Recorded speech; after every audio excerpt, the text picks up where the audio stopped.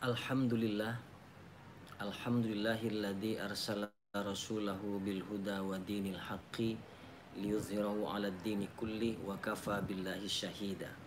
Asyhadu an la ilaha illallah wahdahu la syarikalah wa asyhadu anna Muhammadan abduhu wa rasuluh man la nabiyya ba'da. Allahumma sholli ala sayyidina Muhammad wa ala alihi wa sahbihi wa mawala. Amma ba'du. Assalamualaikum warahmatullahi ta'ala wabarakatuh.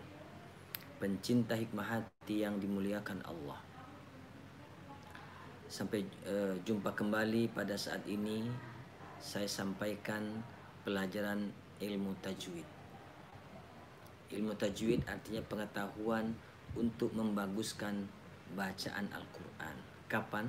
Saat kita membaca ayat Al-Quran dalam bentuk teks itu. Allah memerintahkan waratilil Qur'ana tartila. Hendaklah Al-Quran itu dibaca dengan tartil. Tartil itu dengan perlahan-perlahan, dengan bagus. Pencinta hikmah yang dimuliakan Allah. Definisi ilmu tajwid itu adalah artinya jawada yujawwidu tajwid, dan itu membaguskan, yaitu membaguskan atau mencantikkan bacaan Al-Quran.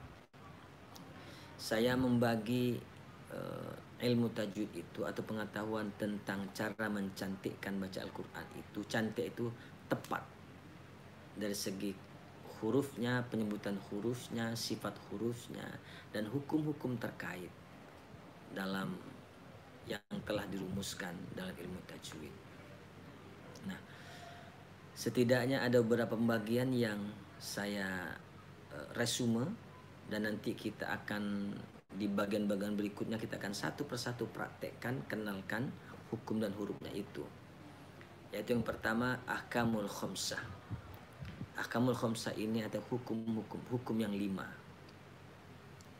Nah, hukum yang 5 ini yaitu hukum tentang nun sukun atau nun mati dan tanwin. Saya ulangi, ahkamul khamsah ini terkait dengan hukum nun mati atau tanwin, nun sukun atau tanwin. Ada 5 hukumnya. Yang pertama izhar, artinya jelas. Nah, yaitu menjelaskan bunyi nun mati atau tanwin saat berhadapan dengan huruf-huruf izhar. Sekarang globalnya dulu, nanti baru saya rinci dan saya beri contoh. Yang kedua ikhfa. Ikhfa itu artinya samar, yaitu menyamarkan bunyi nun mati atau tanwin saat bertemu dengan huruf-huruf ikhfa. Yang ketiga idgham bi gunnah. Idgham artinya masuk, gunnah artinya dengung, yaitu memasukkan bunyi nun mati atau tanwin ke dalam huruf-huruf idgham dengan dengung. Nah, gitu. Nanti kita contohkan. Yang keempat idgham bila gunnah, yaitu memasukkan bunyi nun mati atau tanwin ke dalam huruf-huruf idgham bila gunnah tanpa dengung. Nah, yang kelima iqlab. Iqlab itu kalau dalam ilmu tajwid itu menukar. Kalau di luar ilmu tajwid, namanya membolak-balikkan. Nah, iqlab artinya menukar bunyi nun mati atau tanwin ketika bertemu dengan huruf iqlab. Nah, itu menukar dengan bunyi apa? Ditukarnya dengan bunyi mim. Nah, itu ada 5 hukum atau ahkamul khamsah terhadap nun mati atau tanwin. Berikutnya ahkamul harfi atau ahkamul huruf, yaitu hukum yang terkait dengan huruf-huruf. Yaitu yang pertama makharijul huruf, yaitu tempat keluarnya huruf. Yang nanti ada huruf-huruf keluar di mana? Di lidah, ada keluar di 2 bibir, ada di pangkal lidah, ada di kerongkongan, dan seterusnya. Nanti kita contohkan satu-satu di bagian berikutnya. Yang kedua sifatul huruf, Jadi huruf dalam 28 huruf Arab, huruf hijaiyah itu ada sifatnya, ada yang tebal, ada yang tipis ya. Ada yang tafasyi namanya, bunyinya menyebar, ada yang rakhawah, lembut dan lain-lainnya. Nah, ada istitolah dan lain-lainnya. Nah, itu. Yang berikutnya yang terkait dengan hukum huruf itu adalah qalqalah, yaitu huruf mati.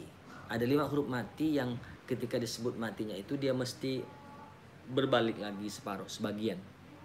Nah, ada 5 hurufnya nanti. Berikutnya ada ahkamul mad. Ahkamul mad itu ada hukum memanjangkan bacaan. Ada huruf berbaris a i u ketemu huruf lain, nah itu dipanjangkan. Jadi disebut hukum panjang pendek lah begitu kalau di kampung kita belajar. Yang pertama mad tabi'i. Udah kenal semua itu. Berikutnya mad jaiz munfasil. Mad munfasil itu nanti ada mad tabi'i ketemu alif. Munfasil itu dalam kalimat yang lain namanya gitu. Lalu ada mad wajib muttasil, yaitu mad atau mad tabi'i itu ketemu dengan hamzah dalam satu kalimat. Nah, nanti ada panjangnya sekian-sekian. Kita contohkan nanti. Lalu mad aridi lisukun li ajalil waqfi. Mad arid itu karena biasanya diwakaf. Huruf dimatikan tapi panjang. Nah, nanti di mad aridi ada 2 huruf mati. Yang pertama ada huruf mati yaitu huruf mad, yang berikutnya huruf yang dimatikan. Nah, itu. Berikutnya mad sakta atau sukut, yaitu mad itu panjang pendeknya membaca sambil diam sedikit. Nanti ada contohnya juga. Kalau global ruang lingkup begini belum dapat masuk ke pahaman yang detail. Gitu. Ada ahkamul idgham yang lain seperti tadi itu. Tadi kan ada idgham bi gunnah, idgham bila gunnah, ya itu terkait dengan bunyi nun sukun dan tanwin. Nah, gitu. Tapi ada lagi namanya ada idgham mutamatsilain. Ada huruf dimasukkan ke huruf yang lain karena semisal dia. Misal mim dengan mim, ba dengan ba, gitu. Mutamatsilain namanya. Lalu ada idgham mutajanisain. Huruf mati masuk ke huruf berikutnya karena mutajanisain, satu jenis tempat keluar. Nah, satu jenis makhraj namanya. Lalu ada idgham mutaqaribain, masuk huruf ke huruf yang lain ya, masuk huruf itu karena sukun mati ke huruf yang lain karena makhrajnya berdekatan antara ujung lidah dan pangkal gigi misalnya, atau lidah dengan syafatain misalnya. Nanti ada hurufnya saya bagi nanti. Saya sampaikan dengan contoh-contohnya. Nah, lalu ada gunnah. Nah, ada gunnah itu ada huruf yang ketika dibaca karena tasydid dia ada dengung misalnya, seperti nun misalnya, misalnya, dan lain-lain nanti ada. Lalu ada hukum waqaf wal iktida, hukum berhenti dan memulai. Nah, ini harus dipelajari. Ini agak berat karena terkait dengan kepahaman orang membaca Al-Qur'an dari segi makna. Tidak boleh kita membaca Al-Qur'an itu sembarangan berhenti. Nah, atau kalau berhenti nanti dari mana memulainya? Sehingga makna itu utuh, atau setidaknya walaupun memotong dia tepat. Nah, itu. Baik, sebagai pembuka itu ruang lingkup. Nanti di perjalanan kita akan urai satu demi satu, nah, dengan contoh-contohnya. Nah, gitu. Nanti baru berikutnya nanti itu di bagian ketujuh namanya tahsinul qiraah. Nah, tahsinul qiraah ini sudah praktek kita nanti dengan qiraatnya. Ya kita ambil qiraat dasar lah misalnya, nanti kita praktekkan. Nah, di dalam pembukaan ini, oh ya, dalam terutama pertemuan berikutnya, nah bisa saya buka pertanyaan langsung ke nomor saya misalnya. Nanti kemudian di pertemuan berikutnya akan dibahas.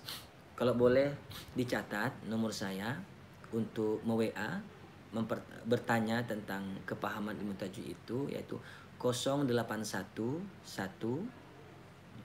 811 243. Saya ulangi, 0811 811 243 ya. 0811 811 243 bisa WA.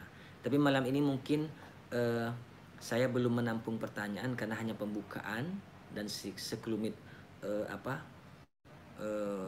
ruang lingkup. Namun saya akan mulai satu dulu ya.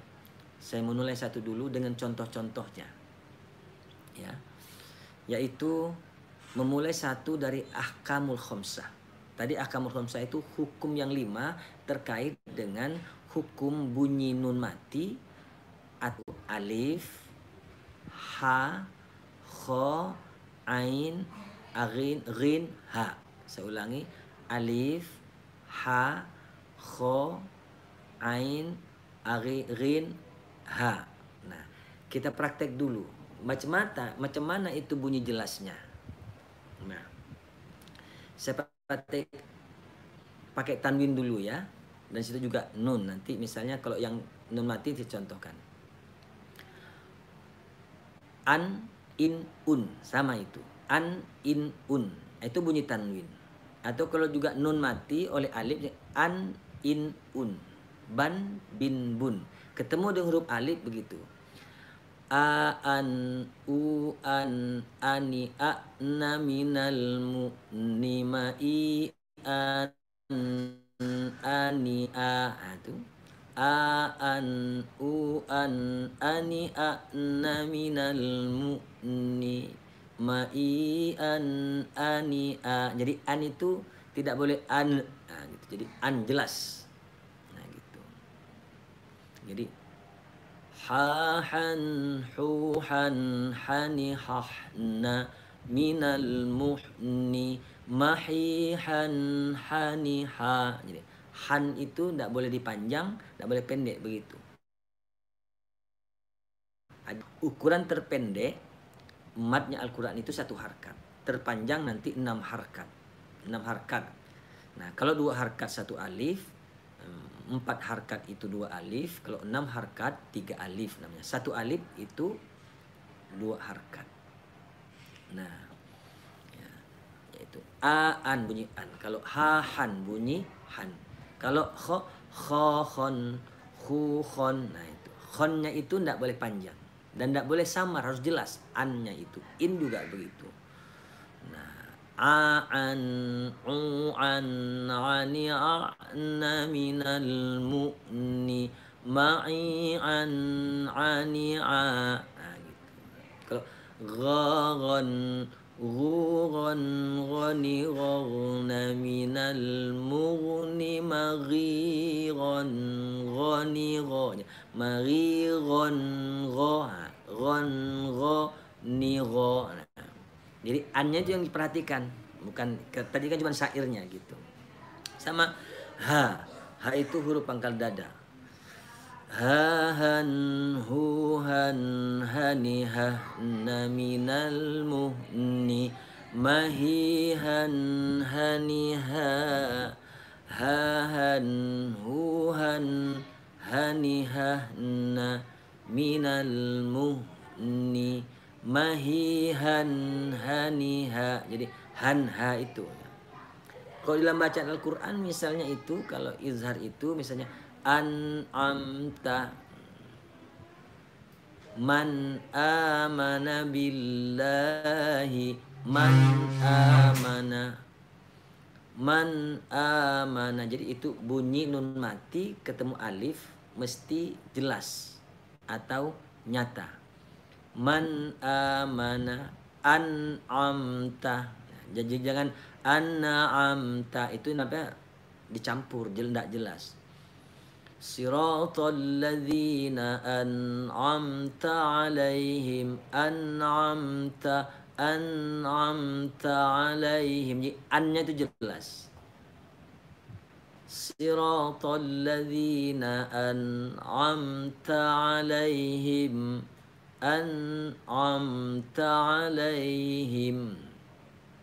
Nah.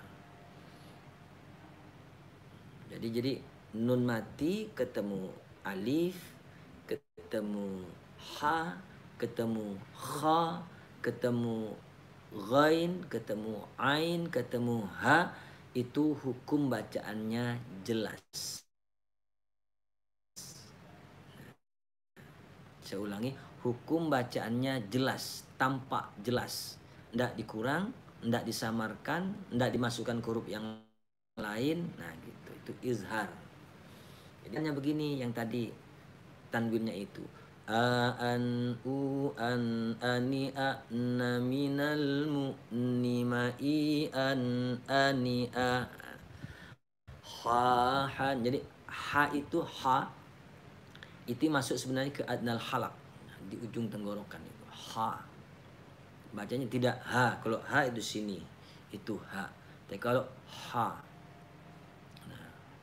wa amilus solihati itu hanya. Tapi tidak kita bahas keluar hurufnya, kita bahas hukum ketika nun mati ketemu huruf ha. Kalau alifnya min syarri hasidin idza hasad, din dal tanwin bawah kasroh ketemu ha, ketemu alif. Hasidin idza hasad.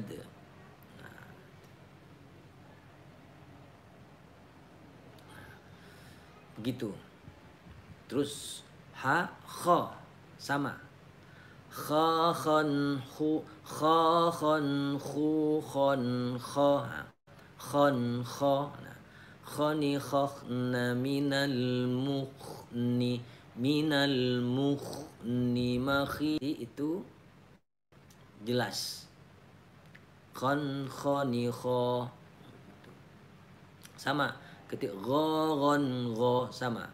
A an a sama. Ketika ha han ha minha khairum minha.